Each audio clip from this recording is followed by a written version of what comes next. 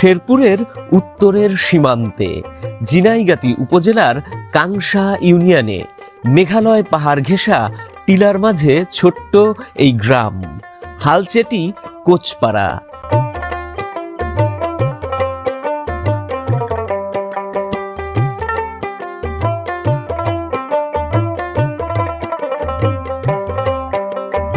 চারপাশে পাহাড়ি বনভূমি ও ছোট্ট একটি ঝর্ণা নির্ভর এই দুর্গম জনপদের প্রায় ২৯টি কোচ আদিবাসী পরিবার। বর্তমানে এখানে দুটি মুসলিম পরিবারও যুক্ত হয়েছে।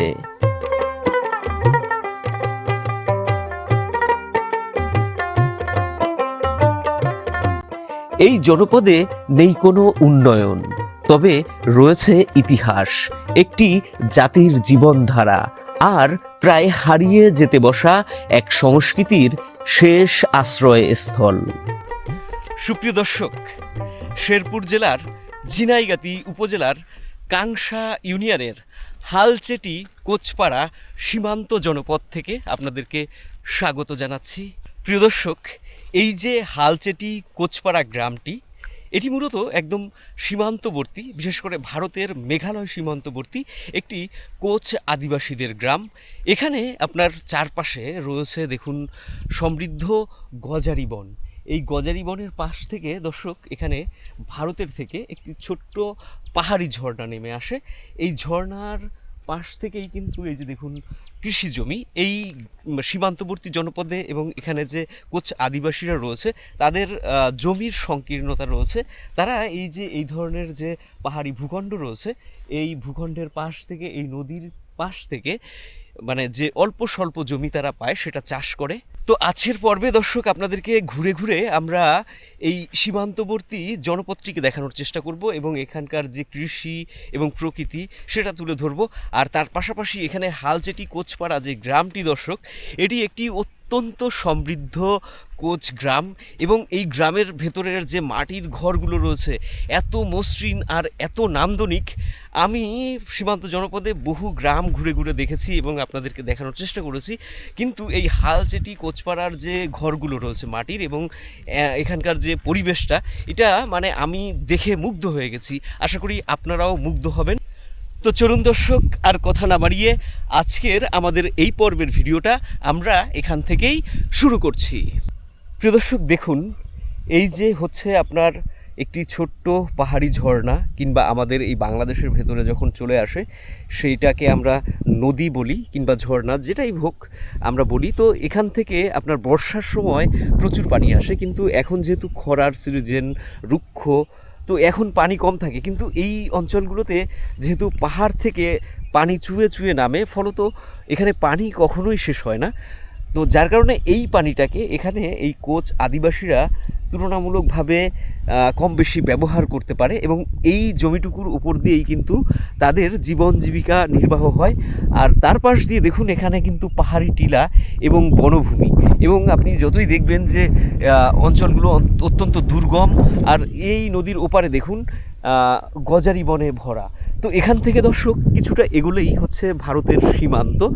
আমরা একটু সীমান্তটা দেখব বলে এখানে এসেছি। দর্শক, আজকের পর্বের ভিডিওতে আমার সাথে রয়েছে কিন্তু এই যে আমাদের আয়নাল ভাই কিন্তু আজকে আমাকে এই হালচেটি কোচপাড়া নিয়ে এসে এই যে দেখুন ভাই ছবি তুলছে পাহাড়ি বনফুলের।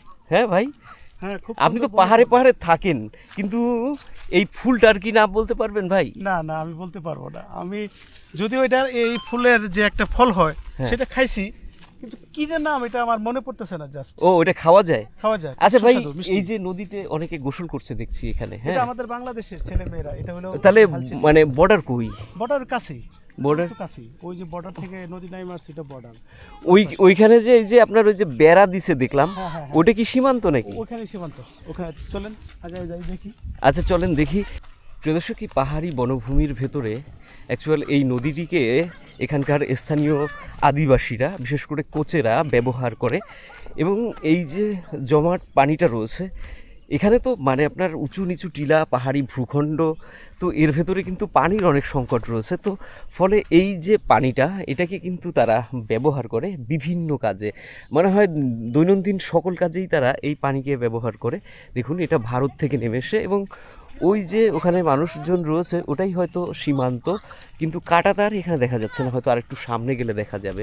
জায়গাটা কিন্তু মানে আপনার নির্জন, তবে আমার কাছে খুবই ভালো লাগছে, মানে খুবই ভালো জায়গাটা।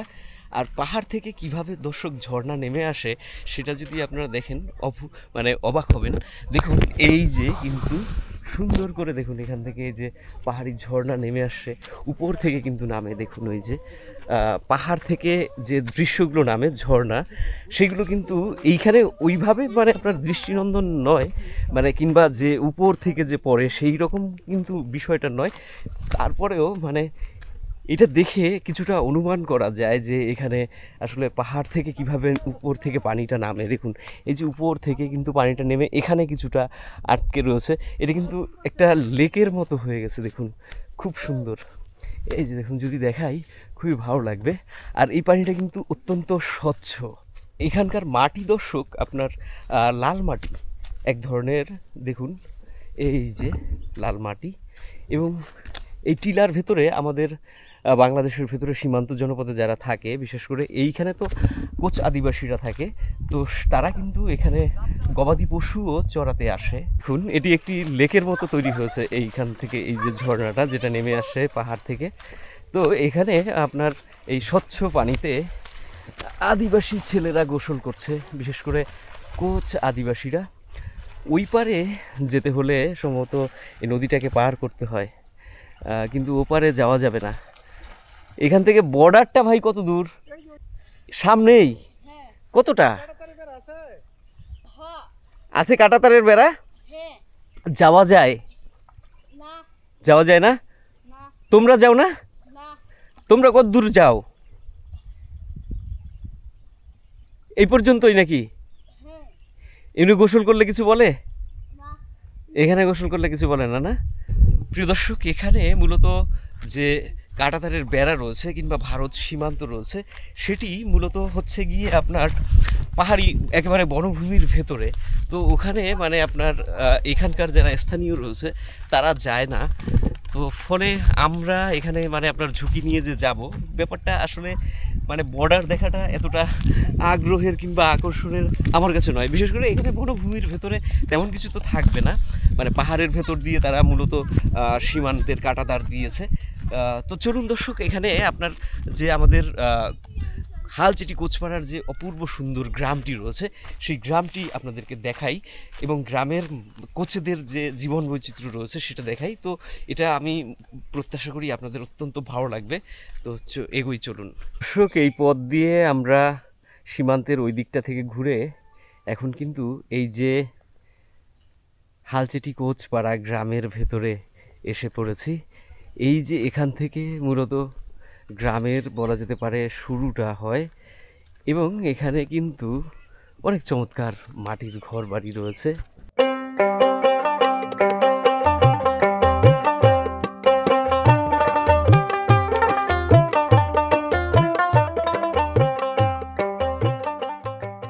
দর্শক, আমরা এমন একটা সময় এই গ্রামের ভেতরে আসলাম, এখন তো দুপুর।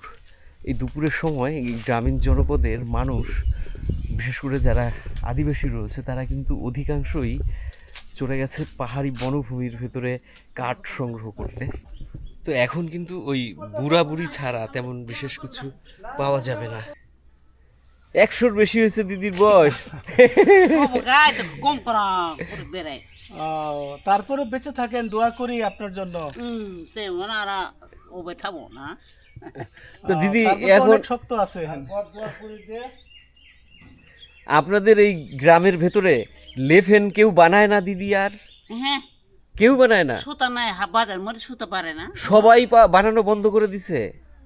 বন্ধ নেই, এখন খালি কেনাটাই পরন লাগে। হ্যাঁ প্রিয় দর্শক, মোটা দাগে আমরা যদি বলি, এই যে হচ্ছে মানে আপনার হালচিটির যে মূল গ্রাম, সেই গ্রাম, এখান থেকেই কিন্তু আপনার কোচেদের যে বাড়িঘর সেই বাড়িঘর। তো এখানে মানে যদি আপনার কোচেদের যে ঘর বাড়িগুলো দেখেন, এই ঘরগুলো কিন্তু অত্যন্ত নান্দনিক এবং অত্যন্ত সুন্দর।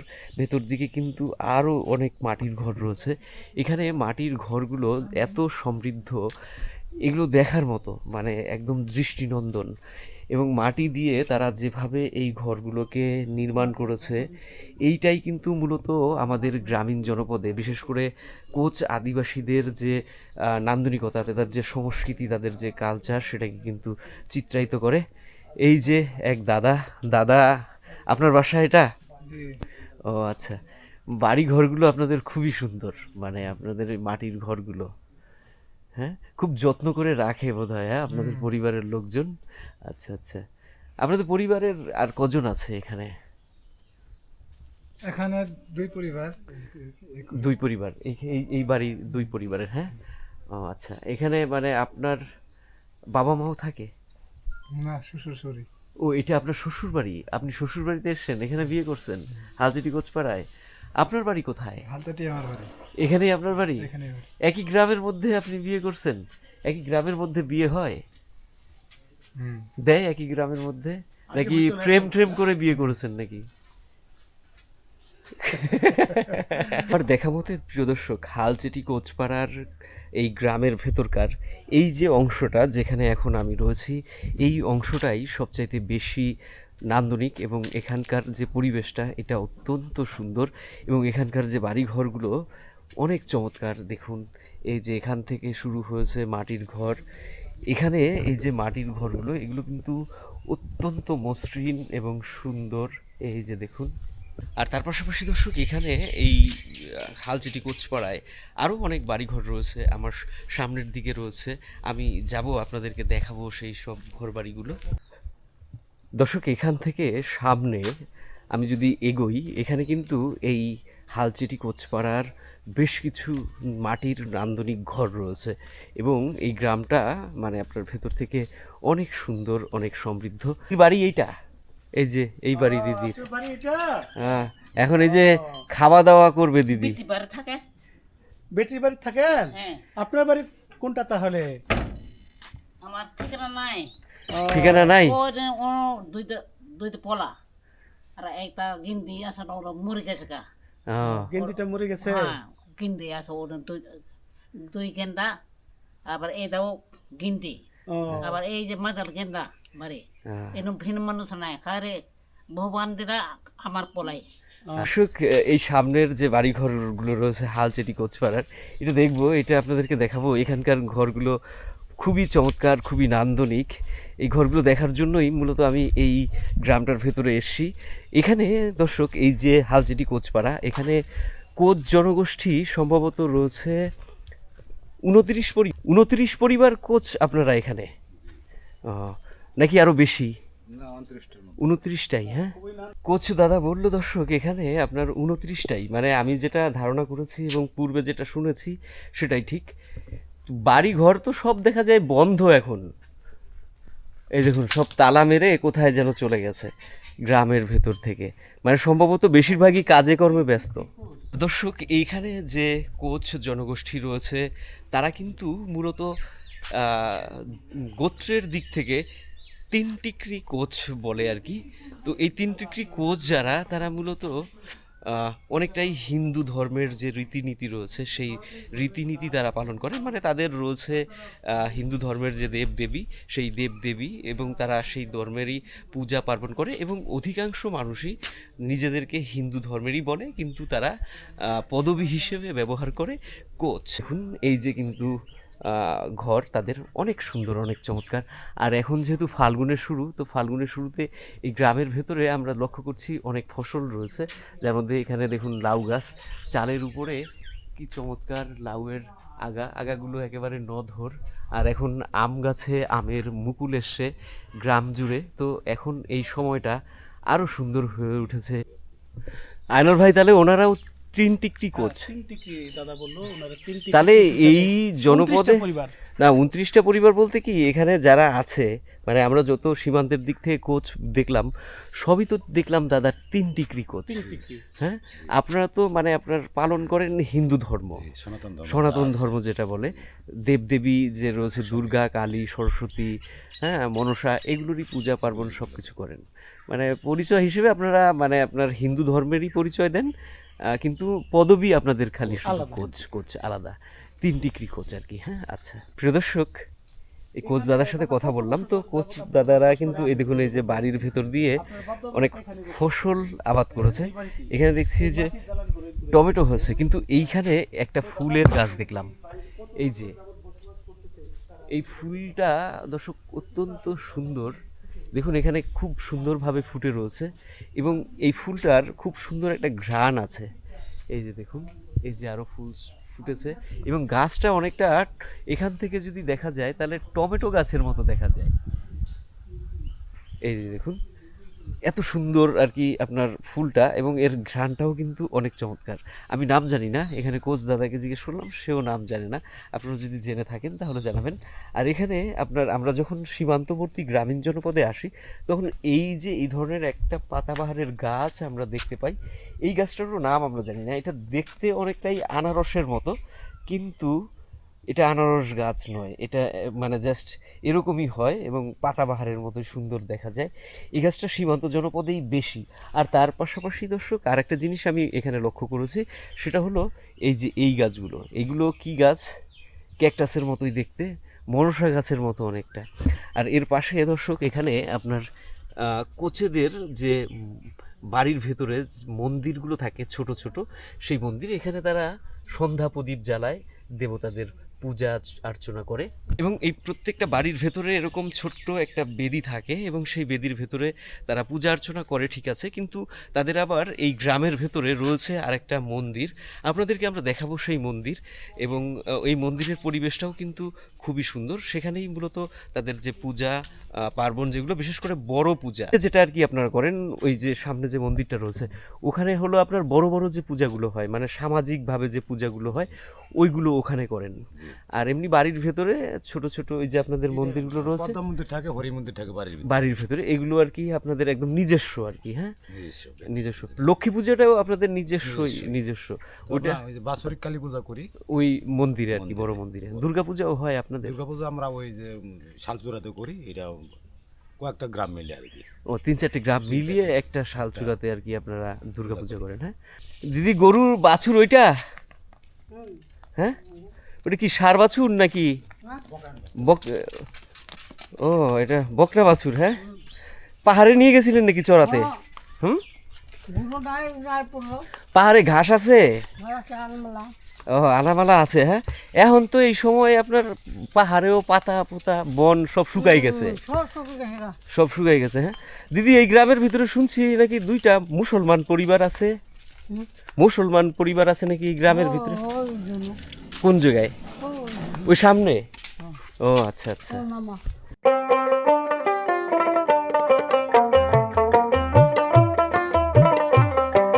এক সময় এই কোচ জনগোষ্ঠী নিজেদের ব্যবহারিক প্রায় সকল পণ্যই নিজের হাতে তৈরি করতেন। লেফেন থেকে শুরু করে কৃষি সরঞ্জাম, মাছ ধরার জাল এবং অন্যান্য প্রয়োজনীয় সামগ্রী। কিন্তু আধুনিকতার প্রভাবে আজ সেসব প্রায় বিলুপ্ত। মাটির ঘরবাড়ি এবং কিছু ধর্মীয় উৎসবই এখন তাদের ঐতিহ্যের শেষ চিহ্ন হয়ে টিকে আছে। এটা যে কইলো যে এই দিকে নাকি কোথাও আছে না?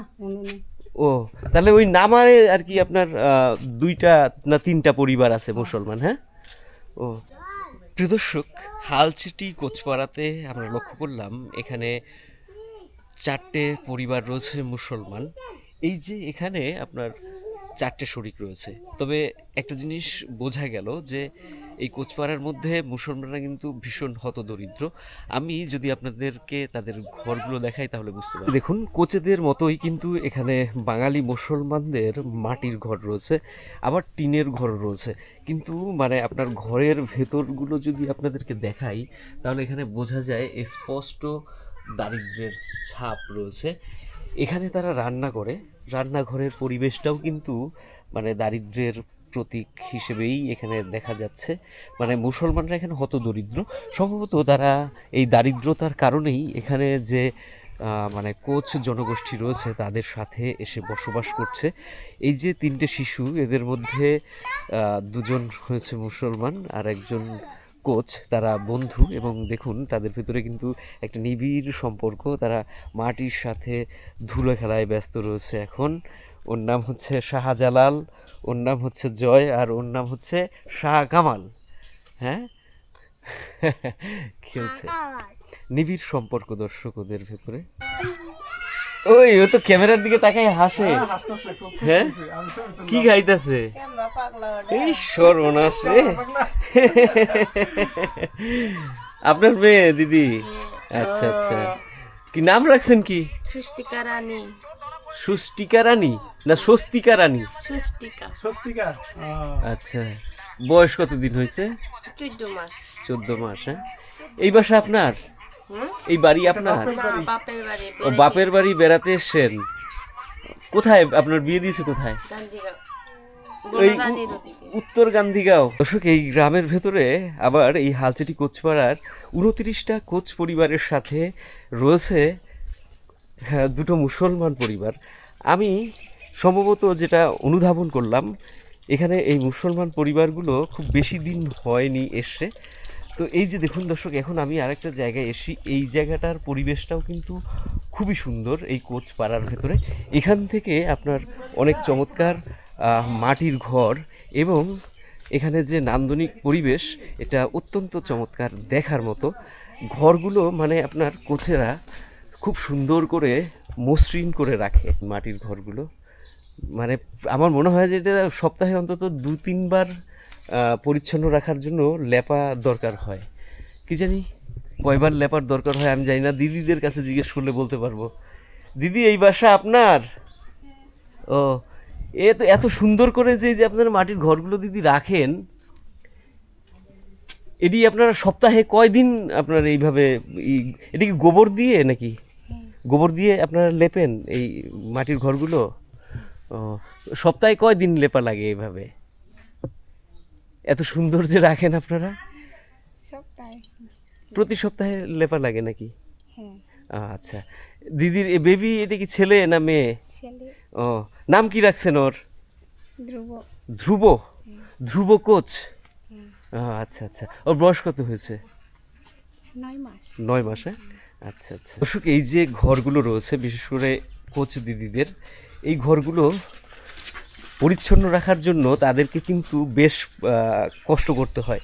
মানে এত সুন্দর রাখার জন্য তাদের এটাকে লিপে পুছে এত মসৃণ রাখতে মানে অন্তত পক্ষে সপ্তাহে কয়েকবার কিন্তু এই ঘরগুলোকে তাদেরকে লিপতে হয়। এবং এটা কিন্তু গোবর দিয়ে লেপা পোছা করা হয়। মাটির ঘর দেখতে যতটা সুন্দর, থাকতেও কিন্তু এখানে অনেক ঠান্ডা। মানে গরমের দিনে এই যে মাটির ঘরগুলো রয়েছে, এই ঘরগুলোর ভেতরে গরমটা তুলনামূলকভাবে কম হয়। মানে অনেক ক্ষেত্রে আমরা অনেকে এই ঘরগুলোর যে বর্ণনা করতে গিয়ে বলি এগুলো কিন্তু প্রাকৃতিক এসির মতো। তো এটা কিন্তু যত্নে রাখা খুবই কষ্টসাধ্য। কিন্তু যেহেতু এই আদিবাসীদের গ্রামে এই ঘরগুলো তাদের একটা ঐতিহ্য, টিকিয়ে রাখার জন্য এই দীর্ঘমেয়াদী পরিশ্রমটা করে। তবে আরেকটা ঘটনা দর্শক এখানে যেটা ঘটে সেটা হলো এই জনপদে হাতির প্রচণ্ড উৎপাত রয়েছে। মানে হাতি এসে এই জনপদের ফসল নষ্ট করে, এখানকার বাড়িঘর নষ্ট করে। ফলত এই যে চমৎকার সুন্দর মাটির ঘরগুলো দেখছেন, এগুলো কিন্তু রক্ষা করতে তাদের অনেক পরিশ্রম। তো দর্শক, দেখতে দেখতে কিন্তু আমরা গ্রামের অনেকটা অংশই দেখে ফেলেছি, তবে এখনও কিন্তু পুরোপুরি দেখা হয়নি। আমরা আপনাদেরকে পূর্ণাঙ্গ গ্রামটাই দেখানোর চেষ্টা করব। দেখুন, এদিক থেকেও এই যে এখান থেকে রয়েছে কোচ বাড়ি। এই যে দেখুন দর্শক, আপনাদেরকে কোচেদের মন্দিরটা দেখাবো এবং কোচেদের ধর্ম সম্পর্কে কিছু বলবো। তো এই যে এখানে আরেকটা কোচ পরিবার রয়েছে, এই বাড়িটা আপনাদেরকে দেখাবো।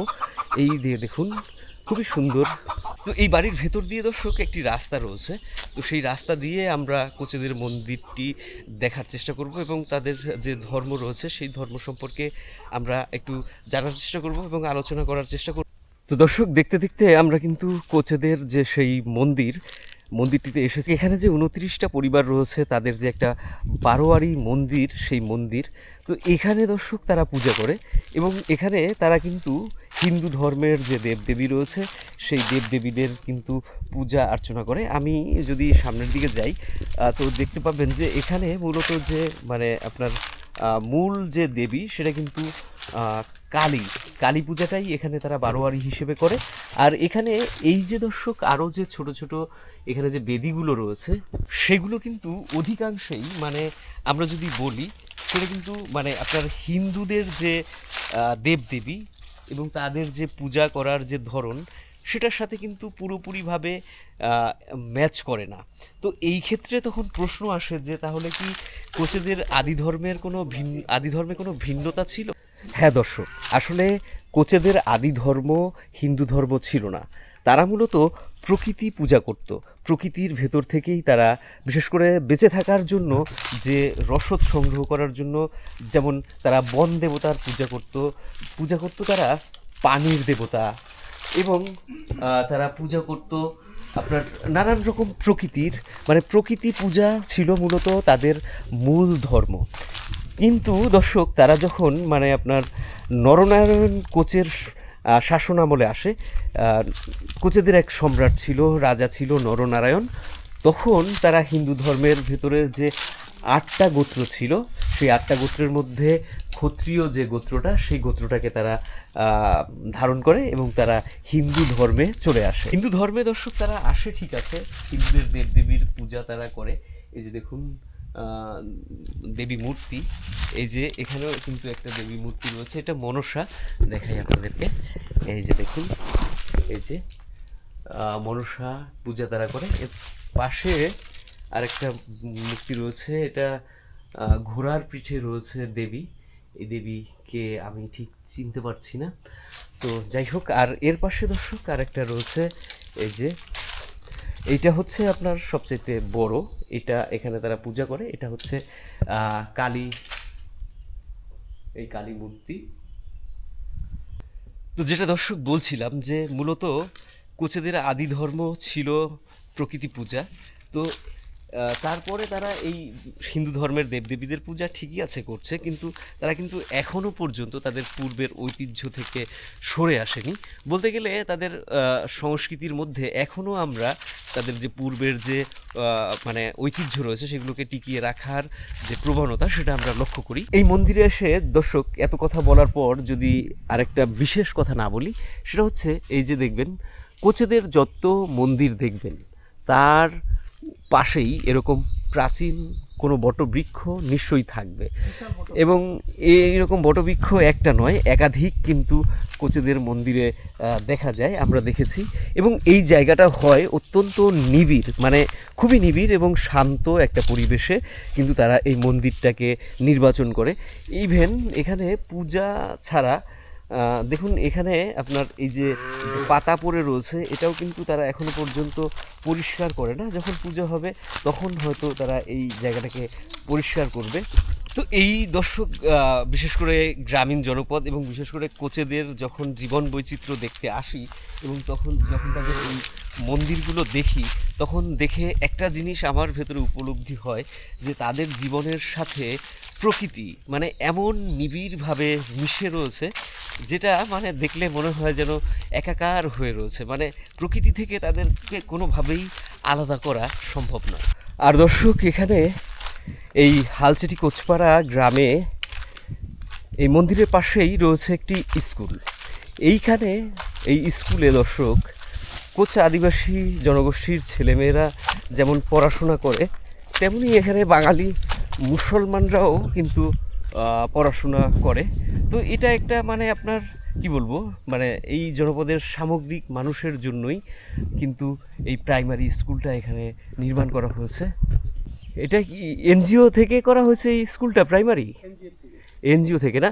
তার মানে আয়নাল ভাই, পাহাড়ি জনপদের যে স্কুলগুলো রয়েছে এগুলো গভর্নমেন্টের না, অধিকাংশ এনজিও না, অধিকাংশ দর্শক এনজিও সংস্থা থেকে করা হয়েছে। এখানে এই এনজিওটা আমরা লক্ষ্য করছি সোনে হালচেটি প্রাথমিক বিদ্যালয়, মানে সোনে এনজিওটার নাম হচ্ছে সোনে অস্ট্রিয়া বাংলাদেশ অফিস আর কি, অস্ট্রিয়া সরকারের মানে ও মানে এটা অস্ট্রিয়া সরকারের সহযোগিতায়, মানে সহযোগিতা করা হয়েছে। এটা বিদেশি সংস্থা, সংস্থা। বিদেশি সংস্থা। আজকে দর্শক ছিল মানে আপনার 21 21শে ফেব্রুয়ারি, তো এখানে স্কুল এই কারণেই বন্ধ। এই যে পতাকা উড়িয়ে গেছে মাতৃভাষা দিবসে, দেখুন। তো দর্শক, এই ছিল আজকের আমাদের এই হালচেটি কোচপাড়ার পর্ব। প্রত্যাশা করি আপনাদের এই নান্দনিক পর্বটি ভালো লাগবে, কারণ এখানে আদিবাসী জনপদে মানুষের জীবন বৈচিত্র্যে রয়েছে অনেক সমৃদ্ধি, এবং তাদের বাড়িঘর এবং তাদের জীবনযাপন সত্যিই কিন্তু বৈচিত্র্যময়। তো আজকের পর্বটা দর্শক এ পর্যন্তই। ভালো থাকবেন, সুস্থ থাকবেন, আর এখনও যদি আমাদের চ্যানেলটিকে সাবস্ক্রাইব না করে থাকেন, সাবস্ক্রাইব করে আমাদের পাশে থাকবেন। আজকের মতো বিদায় নিলাম, শুভকামনা রইল।